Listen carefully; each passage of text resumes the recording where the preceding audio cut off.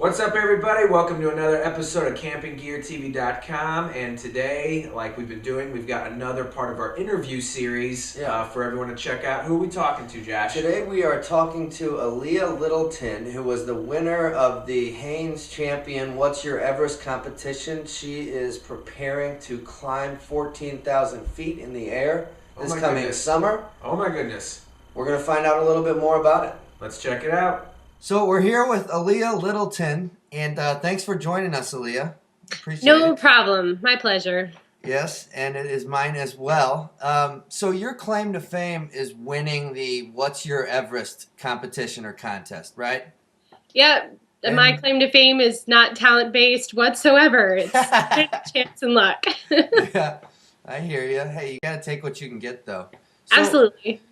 Tell for the people that don't know, what was that competition all about? Well, last year, Hanes brand, the champion name brand, they sent a team to Everest with their new super suit, the extra awesome, as warm as down, but like this thin stuff. And to promote that and to promote their expedition, they had a contest called What's Your Everest? And the premise was really, what would you do if money weren't an option? What would you overcome? What is your Everest, and how can we help you, get over that hump? So submissions were by essay or video, and I made a video out of some footage that I shot while my brother and I were in Utah last year. Yep. And I've just basically talked about how I'm petrified of heights, really, and, have been somehow stricken with an inexplicable love of climbing despite the fear of heights. Yeah. And, travel is expensive, and there aren't a whole lot of places on the East Coast that are really high. So, I would somehow use that money to help me get over my fear of heights. I gotcha. So you say your fear of heights. Had you done any climbing or backpacking and all that kind of stuff before the contest? Oh, yeah.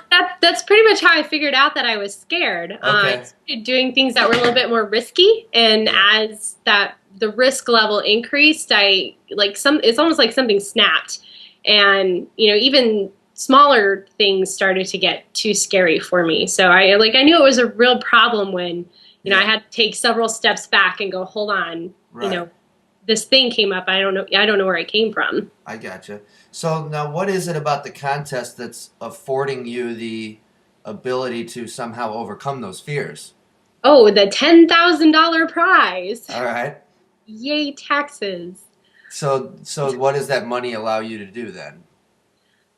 Well, so far this year, I've used a little bit of the money to be able to travel to a couple of different places, specifically Colorado.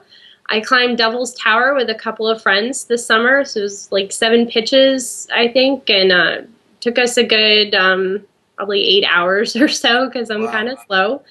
But that was a huge moment for me, I think, reaching the top and figuring out that I could control my fear and, not let it get in the way of my decision making. Especially, we kind of had a life or death moment coming down. A storm hit, and there was lightning and thunder and rain and all that stuff. And Coming somehow down we the mountain? Oh yeah, And on the you're, side on of the Devil's side Tower, of it? for 300 feet off the ground, and then like a lightning bolt strikes 30 feet away from us, and my partners are like ashen. And but yeah, I think that whole experience gave me a lot of confidence and helped me then be able to move on to the next step. That's awesome. So so what is the ultimate goal of this project for you, or the contest? Well, I guess it would be obviously it would be to get over my fear of heights, but more than that, the prize money, $10,000 is an awful lot of money. Yeah. And the thing that I've chosen to do with the majority of that money is Summit for Someone climb. Okay. Summit for Someone is a nonprofit organization that takes teams of people, and we raise a lot more money than a typical guided climb would cost. Yeah. And that money goes towards Big City Mountaineers, which is their sister nonprofit organization. And Big City Mountaineers then takes inner city kids out on 7-day backpacking trips. So while I get to go on a guided climb and face my fears, that all the money that I got goes towards a group of kids that might not necessarily ever have that opportunity ever. I gotcha. That's cool. Yeah. So the concept with Summit for Someone is similar to somebody that's walking in a breast cancer walk, where they tell people, I'm going to walk 10 miles, will you sponsor me? But Exactly. then in this case, you're going to go climb a mountain and you get sponsors, and that money goes towards getting kids outside that wouldn't have that opportunity otherwise. Right? Yep. Cool. I taught middle school science, and I work for NASA doing public outreach right now. Right. So I work with a lot of kids from the DC, Baltimore area, and having grown up in the woods myself, I can't imagine what it's like to not have a childhood full of playing outside and all the confidence that gave me. It's just, I feel really honored to have a lot of money that I can give away to something like that. Right, it's absolutely. Probably the only time in my life I'll ever have that much money to give away. Yeah, no doubt. So what's the rest of your training going to be like to get to that goal? And, have you had to buy a bunch of gear? Tell us about the process. Well, I've started running. Okay. I hate running. I really, really hate running. And I'm not really sure what happened. I ran all of last winter in an attempt to get in shape for ice climbing and another smaller mountaineering trip. It didn't do too well. But this year, after hiking and spending a lot more time outside and doing longer, approaches to climbs, something really kicked in, and I've been, running like it's my job. I love it. That's sweet. So that's just, obviously to build your endurance so that you're ready for the climbs. Yep. Because how high will you be going? I'm going to be climbing Gannett Peak, which is just under 14,000 feet. Okay. The deal with Gannett, though, it's a 40-mile round trip. It's one of the most remote high points of the lower 48. Wow. And, if you want something more epic, you go to Denali. That's what I've heard. All right. It's 6,000 feet of elevation gain on a summit day. So we'll be getting up at about midnight. And how long will that whole process go from the time you start till the time you get back down to the bottom? About 5 days. Okay. All right. Where's that mountain at? In Wyoming. Wyoming. That's right. So, how did you initially even become involved with Summit for Someone, and how'd you, find out about it?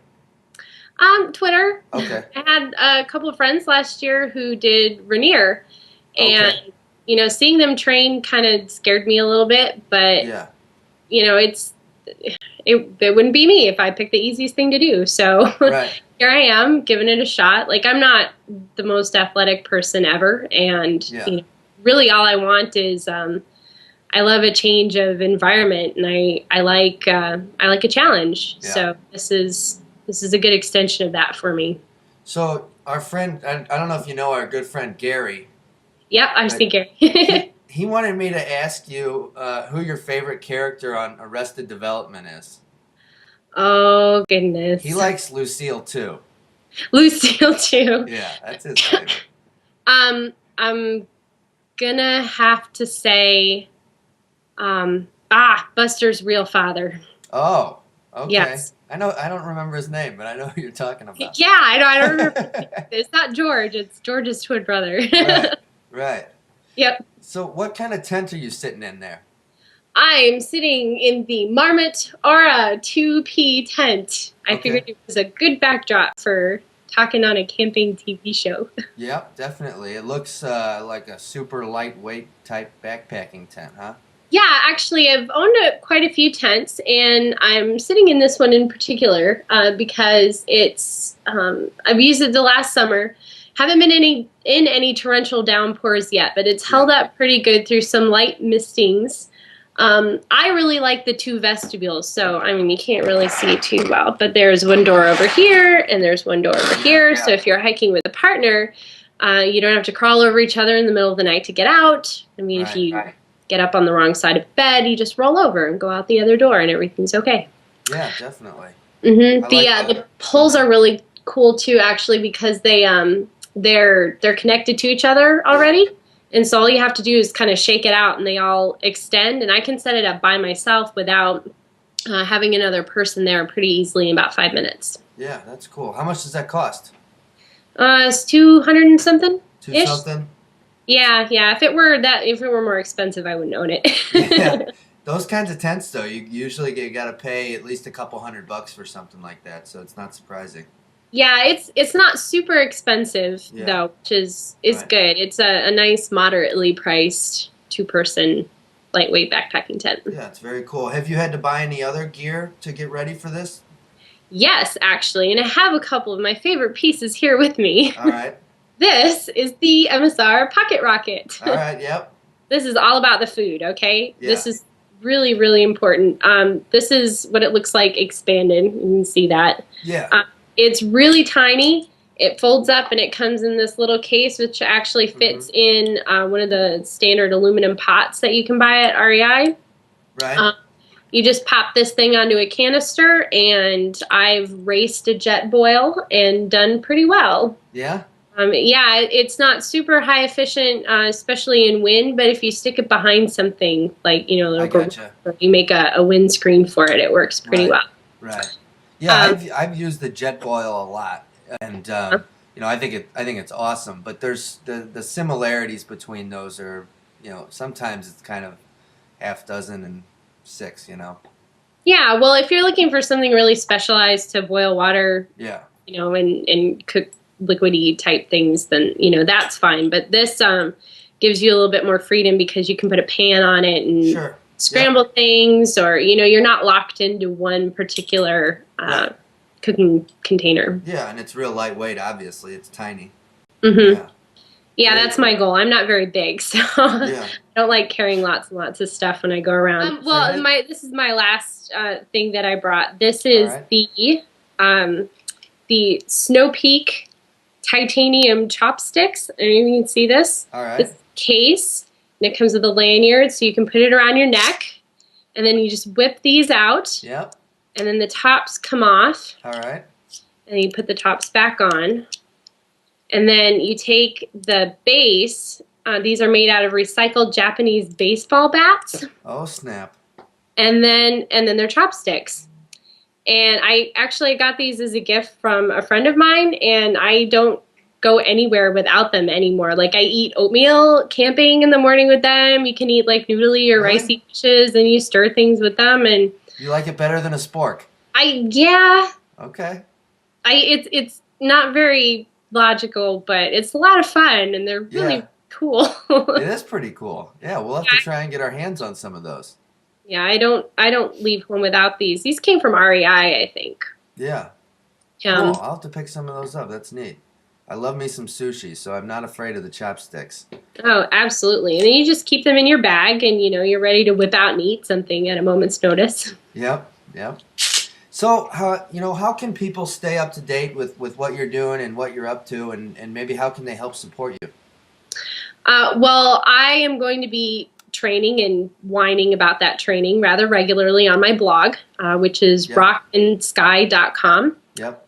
Just rock and sky, all spelled out. Right. And if you want to help, though, Summit for Someone is not just me. It's a whole bunch of people that are doing, their own climbs this year. Fortunately, my funding is taken care of because of the Climb With Us contest. But I have a couple of very good friends that are climbing. One actually is climbing Gannett with me, and they are far from reaching their goal. All right. So if you want to help, you can go to summitforsomeone.org.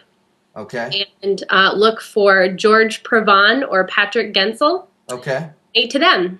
Yeah, I know Patrick from Twitter. I don't know George though, but we'll link up. Not there too. We'll link up their stuff in the episode. That's great. And yeah, if anybody wants to help them out or check out what they're doing, that'd be great. Thanks. So, greatly appreciate you coming on the show, Aleya. Thanks for inviting me. You bet. And as always, I am Josh, and we'll catch up with Ben next time. This is campinggeartv.com.